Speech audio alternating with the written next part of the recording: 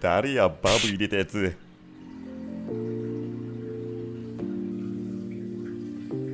皆さんいかがお過ごしでしょうか。文系アカリストのハテナです。はい、ということでですね、いよいよこちらの90センチオーバーフロー水槽を立ち上げていくということになります。こちらの水槽はですね、もともと私のテナント部屋で借りていた部屋に置いていた90センチのアクリル水槽、それにですね、自分で穴を開けてオーバーフロー管を作りました。でこちらをようやく立ち上げていくと、そういう回になりまして、一旦ですね、これ私あんまり時間がありませんので、ある程度ですね、パパッとこう立ち上げないといけません。で立ち上げたはいいんですが、誰やバブ入れた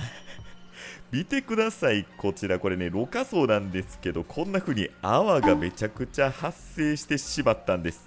ちょっとこれもう尋常じゃない泡立ち、誰がバブ入れたんやっていうね、レベルのこの泡立ち、このウールボックスもひどい泡ですよね。でこの泡立ちの良さが許されるのはシャンプーだけっていうことでね、アクアリウムではもうこれは大敵です。もういきなりこれ大失敗かっていうところなんですが、ちょっとねこうなった原因について、振り返っていきたいと思います。はい、ということで今回は初めてのオーバーフロー水槽に挑戦して、いきなりこう大失敗をしてしまったっていうことで、一からですね、私のこの工程をお見せして、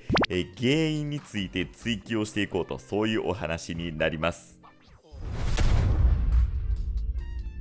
はい、では早速立ち上げをお見せしていこうと思います。今回使うのは流木です。これはですね、もともとこの水槽で使っていたモンスター的なね、めちゃくちゃでかい流木と、でもう一つ、すごくね、かっこいい流木っていうのを組み合わせた、ような感じになっております。正直素材もね、いろいろこう購入して揃えていこうかなっていうふうにも思ってたんですが、なんせね、時間ないんで、もうとにかく生態をこちらに引っ越しをさせたいっていうね、その焦りも、すごくあって、それがね、失敗の原因かなっていうこともあるんですけど、実際今回は細かいところがね、明らかに失敗ポイントあるので、皆さんもそれを考えながら見ていただけたらと思います。まずはですね、流木を、いつも通り、接着剤、紙旗の液状接着剤で、接着をしていくというところです。この工程でね、何かあるかっていうと、正直全然何もないですね。このね、接着剤自体がどうこう影響するっていうことは、なかなかこれ考えられにくいということですし、今までもですね、これ何度も使ってる接着剤、本当にですね、これ素晴らしい接着剤になりますし、ここに原因があるっていうのはね、もう全く想像できないというところです。で、これね、ちなみに接着してるんですが、後でですね、注水した時にほぼほぼ剥がれ落ちました。もうね、この辺はちょっともう仕方がないと言いますか、あまり気にして、おりません。とにかく今回スピード勝負っていうところなので、あまりね、そういう細かいクオリティっていうのは、正直あまり気にしておりませんでした。はい、ということで、次に植栽に行きたいと思います。こちらも陰性水草がかなりこう、たまりにたまったストック水槽と化してしまったこちらの水槽からですね、アルビアスとかブセを、ちょっとこう拝借させていただいて、もう適当にこう入れ込んでいくというところです。この工程自体もですね、特に問題ないと言いますか、この水草たち自体はかなりですね、元気に、この流木だとかこう石に活着をしてくれているものもですので、もう本当に簡単にこれはね、置くだけとか挟み込むだけっていうことで、全然大丈夫なものになります。はい、ご覧の通り今回はですね、もう水草は陰性水草のみ、有機草とかはね、使わないでおこうと思っています。やっぱりソイルの処理とかかなりやっぱり面倒なので、ということで、今回使う砂、化粧砂といいますか、それがこちらになります。溶岩石ですね。今回は溶岩石を低床一面に引くっていうね、ちょっと今までやったことないことに、挑戦しております。でこれね、ちょっとこう粉塵待ってるじゃないですか。私ね、洗ってないんですよ。これはちょっとあんま良くないですよね。ADA のね、ラプラタサンドとかも私あんまり洗わない派で使ってしまってるんですけど、この溶岩石も結構こう粉塵って言いますか、出てくるのは出てくるので、本当はですね、洗ってから使った方がいいのかなっていうふうに思いますので、皆さんはこれね、真似しないでほしいなと思います。はい、ということで、こいつのせいかというと、そうでもないんです。はい、では、食材、もうちょっとね、続きお見せします。これですね、ボルビティス・ヒュリロティですね。はい、こちらですね、私、たまりにたまったボルビティス、これ、水上溶化してしまっているものなんですが、とりあえずこれもね、挟み込む感じで活着してもらおうと思います。はい、ということで、注水です。はい、このやっぱり溶岩石洗ってないんで、これがどうなるかっていうのが、結構心配はしてたんですけど、実際そんなにね、水を入れると濁りっていうのは、それほど気にはね、ならないかなっていうふうには思いました。化粧砂に溶岩石ってどないやねんってね、皆さん思われると思うんですが、このね、結構黒で引き締まる感じはあるんですよね。やっぱり化粧砂って結構ね、白目のものを使われる方ほとんどだと思うんですよ。ラプラタサンドとかね、ああいう系もそうだと思いますし、結構やっぱ飽きてきますよね。なんかこう、大磯砂とかのあのね、感じ、砂利感とはまた違った、なんかこう、こう引き締まったね、かっこよさっていうのは、なんとなく私はね、今、この時点では感じています。はい。で、注水してるとですね、浮くよね。いやもうこのね流木ちょっとしばらく使ってなかったんで前使ってたね中古の流木なんですけど、いやだいぶもう乾燥進んでてもう全然浮きまくりでした。この注水のプロセスにどこか問題があったかというと、あんまりないとは思うんですね。ただね、これ実は水道水そのままです。はい。で、とりあえず入れてから、なんていうんですか、カルキ抜き剤を、後から入れるみたいなことをしてみました。多分ね、それもあんまり、問題はないんじゃないかなと。生体とか入れてるわけじゃないですしね。ですので、ここもね、あんまり問題ないかなと思います。はい。いや、もうめちゃくちゃ浮いてるやん。もう盛大に浮きまくってますね。この辺はね、とりあえずあんまり気にしないでおこうと思います。とりあえずこんな感じの、濁り具合。これはおそらく、溶岩石とかのね、はい、粉塵とかの濁りだと思います。はい。で、これ後から追加するんですが、一旦これ露材ね、これ皆さん多分見たことない露材だと思います。チャームさんのオリジナルのスポンジ露材ってやつね。ちょっとね、私だいぶ昔に買って、最近見たんですけど、もう売ってなかったですね。評判悪かったんですかね。はい。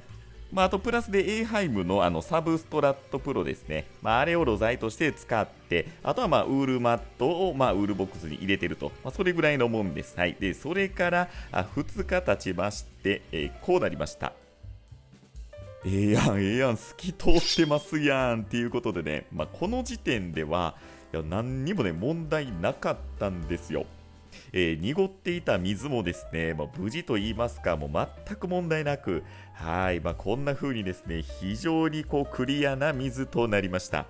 やはりこのね、オーバーフロー水槽、かなりろ過容量っていうのが大きくなりますので、このね、浄化能力っていうのも非常に高いですよね。このアクリル水槽のこの透明度の高さも相まってですね、非常に今この時点では綺麗な水。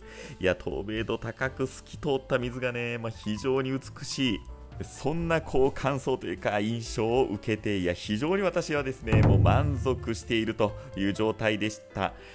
下を見るまでは。はい、ということで、なぜか泡だらけになっていたんです。はい、ですね、当然バブ入れたわけでも、シャンプー入れたわけでもありません。ですね、これ一つ、私、工程を加えたことによって、泡だらけになってしまいました。それがですね、このろ過層に私、エアレーションを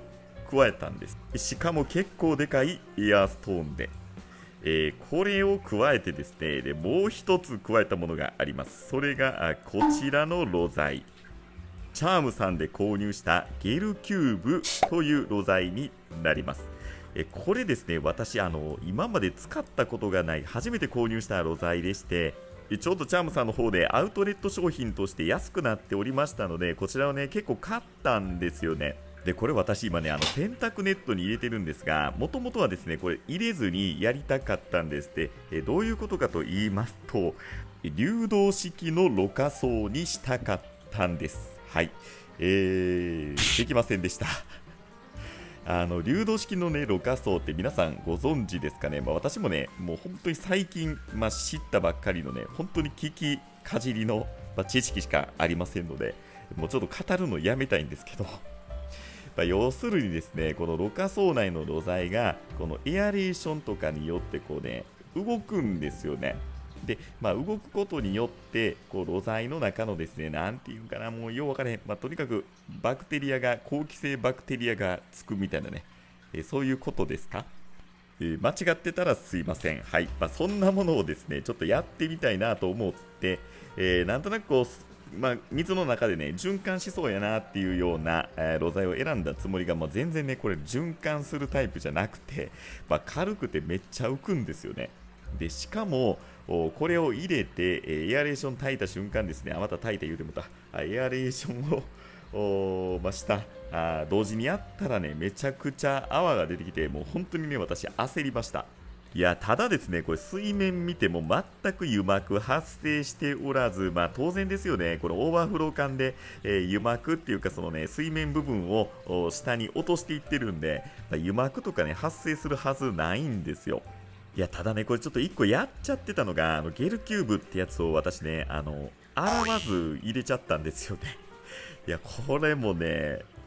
私たまに結構やっちゃうんですよね。露材とかも、これ、一応注意事項を見ると、流水で、揉み洗いしてから使ってください、投入してくださいっていう風に書いてるんで、その工程をね、しっかりやってなかったんですよ。で、これアウトレット品だからなのかわかんないんですが、若干ね、こう黄ばんでるようなものが入ってました。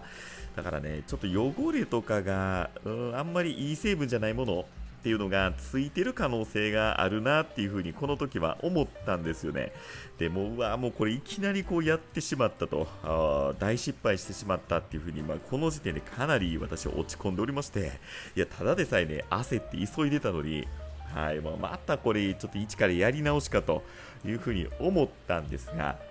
ここでね、チャームさんのホームページ私ちゃんと読みました。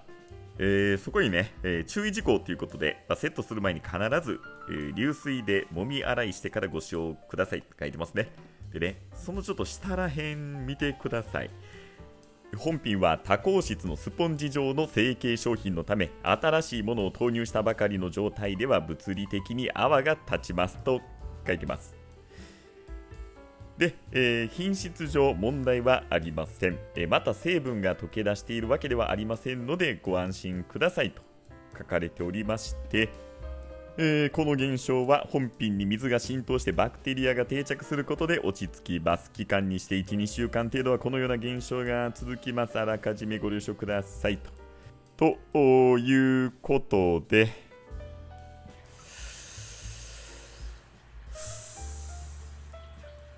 説明書って大事。